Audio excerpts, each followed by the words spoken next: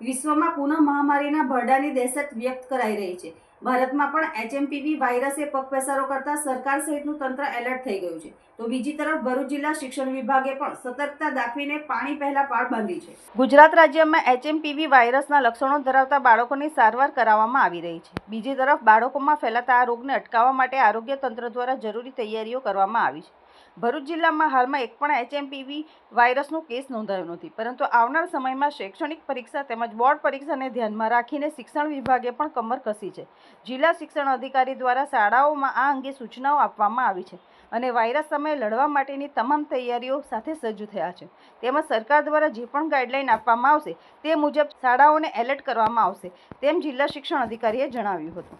આગામી સમયમાં HMPV virus ની ઘાતકતા અને એના ફેલાવાના પ્રમાણને ધ્યાનમાં રાખી અને અમે શિક્ષણ વિભાગ ભરૂચ દ્વારા પૂરી તૈયારી રાખી છે।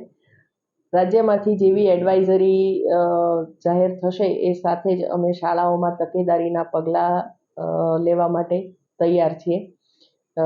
બાળકો આગામી સમયમાં બોર્ડની પરીક્ષાઓ શરૂ થવા જઈ રહી છે। બાળકોની પ્રિલિમ પરીક્ષાઓ પણ ચાલુ થવાની છે।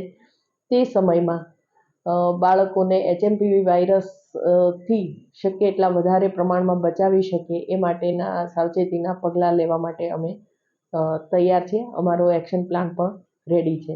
ઉપરથી જેવી સૂચના મળશે અથવા આરોગ્ય વિભાગની એડવાઇઝરી મળશે એ સાથે જ અમે અમારી કાર્યવાહી શરૂ કરી દઈશું।